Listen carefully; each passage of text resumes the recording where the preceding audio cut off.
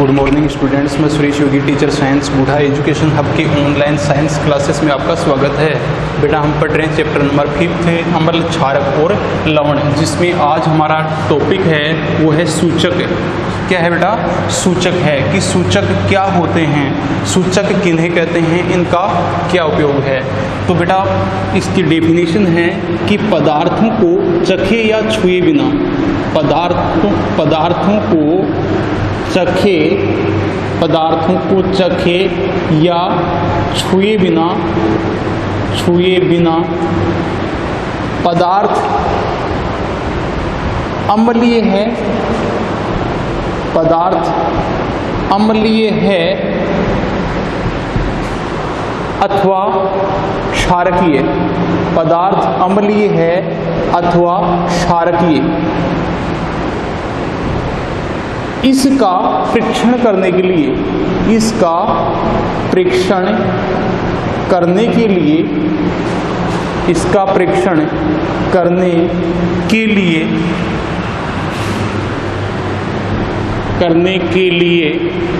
कुछ विशेष प्रकार के पदार्थों का उपयोग किया जाता है। पदार्थों का उपयोग किया जाता है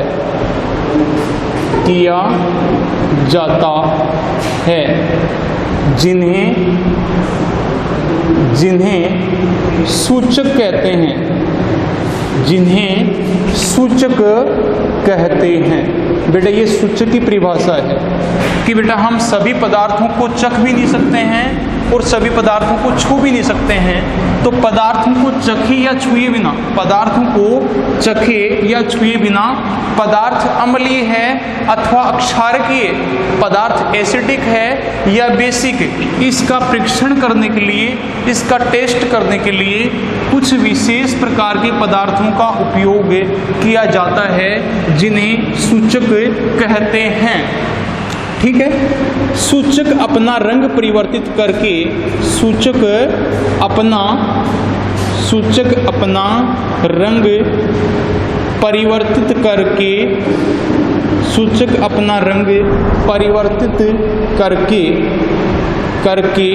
पदार्थ की प्रकृति के बारे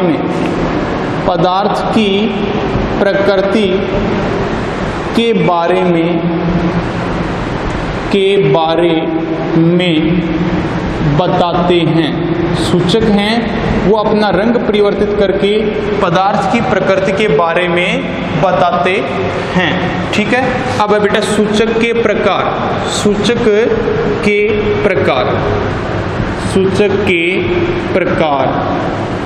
बेटा सूचक हैं स्रोत के आधार पर। सूचक दो प्रकार के होते हैं। किसके आधार पे बेटा? सोर्स के आधार पे। स्रोत के आधार पर सूचक दो प्रकार के होते हैं। कितने प्रकार के होते हैं? सूचक हैं वो दो प्रकार के होते हैं सोर्स के आधार पर।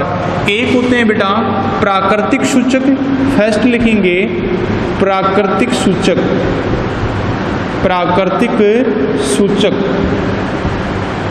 और सेकंड हैं प्राकृतिक सूचक।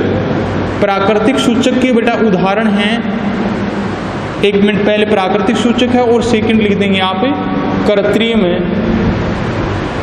कृत्रिम या मानव निर्मित सूचक। कृत्रिम या मानव निर्मित सूचक। तो सूचक कितने प्रकार के हो गए? दो प्रकार के हो गए। एक तो प्राकृतिक सूचक, दूसरे कृत्रिम या मानव निर्मित सूचक। अब बेटा प्राकृतिक सूचक के उदाहरण हैं। फर्स्ट अपन पढ़ेंगे प्राकृतिक सूचक, हेडिंग डालेंगे प्राकृतिक सूचक। बेटा इसके एग्जाम्पल हैं, वो हैं, इसके उदाहरण हैं, वो क्या हैं? फर्स्ट है लिटमस। फर्स्ट उदाहरण क्या इसका? लिटमस है। सेकंड है हल्दी और थर्ड बेटा गुड़हल की पंखुड़ियाँ। सेकंड क्या है, गुड़हल की पंखुड़ियाँ, गुड़हल की पंखुड़ियाँ। देखिए लिटमस, हल्दी और गुड़हल की पंखुड़ियाँ ये क्या हैं, प्राकृतिक सूचक के उदाहरण हैं। तो प्राकृतिक सूचक में लिटमस, हल्दी और गुड़हल की पंखुड़ियाँ।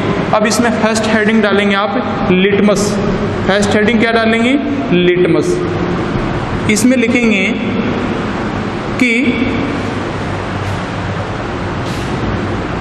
लिटमस, इसे लाइकेन, लाइकेन बेटा क्या है, लाइकेन एक प्रकार का शैवाल है, ठीक है। और ये वैसे शैवाल क्या होते हैं, निम्न श्रेणी के पौधे होते हैं, निम्नतम श्रेणी के पादप होते हैं। तो इसको हम पादप भी कह सकते हैं और शैवाल भी कह सकते हैं। तो लिटमस, इसे लाइकेन से निष्कर्षित किया जाता है, लाइकेन से क्या किया जाता है बेटा, निष्कर्षित किया जाता है।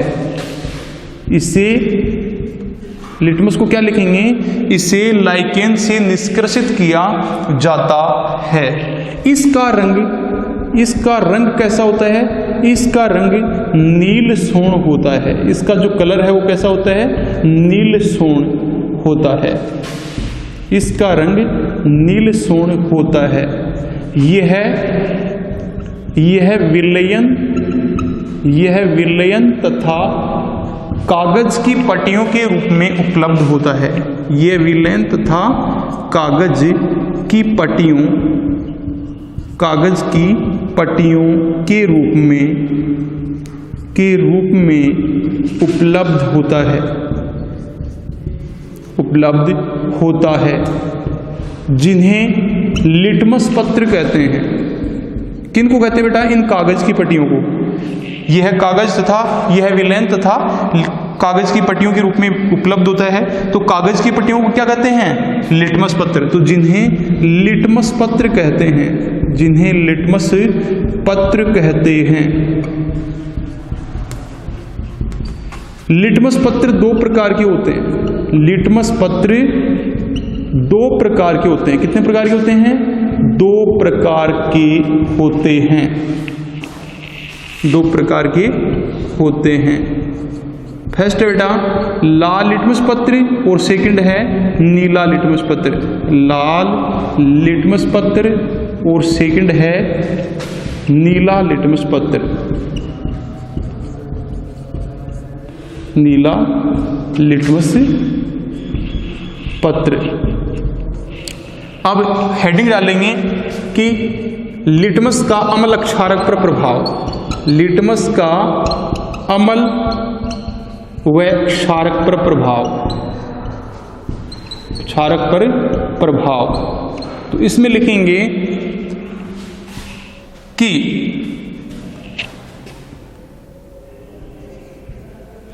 लिटमस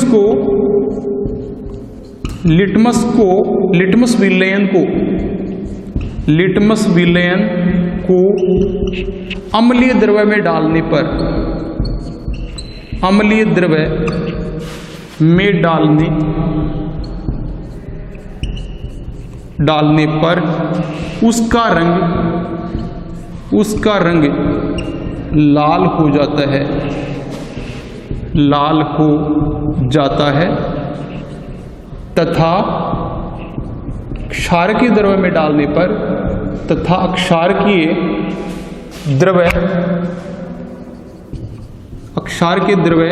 में डालने पर उसका रंग नीला हो जाता है, नीला हो जाता है।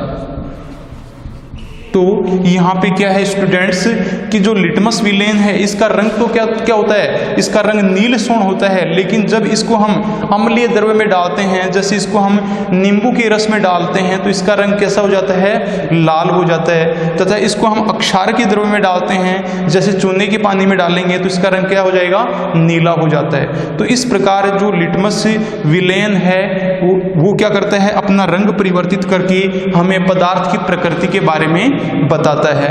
और यदि हम लिटमस लिटमस पत्र का उपयोग करेंगे तो लिटमस पत्र, लाल लिटमस पत्र और नीला लिटमस पत्र। तो लाल लिटमस पत्र तो क्या होता है, इसको अम्लीय विलयन में डुबोने पर, लाल लिटमस पत्र को हम क्या करेंगे, अम्लीय विलयन में डुबोएंगे तो ये क्या करेगा, इसके रंग में कोई परिवर्तन नहीं होगा। लेकिन यदि हम इसको अक्षारकी विलयन में डुबोएंगे तो इसका रंग क्या हो जाएगा, नीला हो जाएगा। और नीले लिटमस पत्र को अक्षारकी विलयन में डुबोएंगे तो इसके रंग में कोई परिवर्तन नहीं होगा। लेकिन यदि हम इसको अम्लीय विलयन में डुबोएंगे तो इसका रंग क्या हो जाएगा, नीले लिटमस पत्र का रंग लाल हो जाएगा। ठीक है, अगला जो है वो है प्राकृतिक सूचक, दूसरा है हल्दी। दूसरा क्या बेटा, हल्दी है, से हल्दी।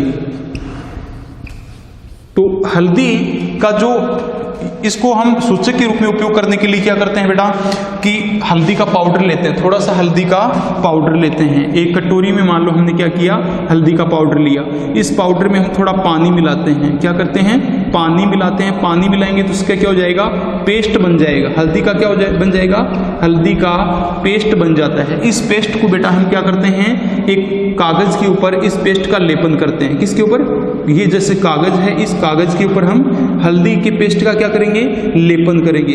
लेपन करने के पश्चात इसको सुखाएंगे।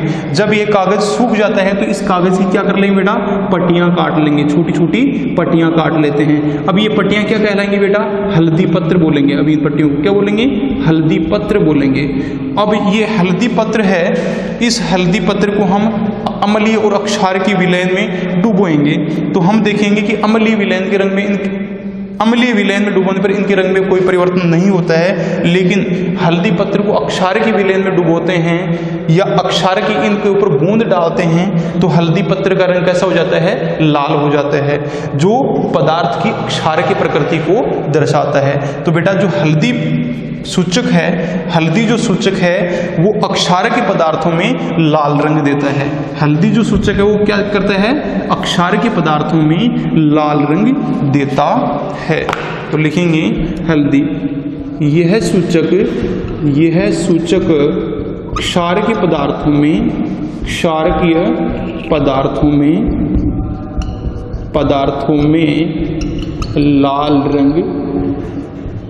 रंग देता है। ठीक है, अगला है बेटा गुड़हल की पंखुड़ियाँ, कि जो गुड़हल के पुष्प की जो पंखुड़ियाँ होती हैं इनका अपने को क्या करना है, सूचक बनाना है। तो गुड़हल के पुष्प की पंखुड़ियों को सूचक हम कैसे बनाएंगे, ध्यान देना इधर बेटा, कि गुड़हल के पुष्प की पंखुड़ियों का सूचक कैसे बनाया जाता है, जिसको हम गुड़हल सूचक कहते हैं। क्या करेंगे, गुड़हल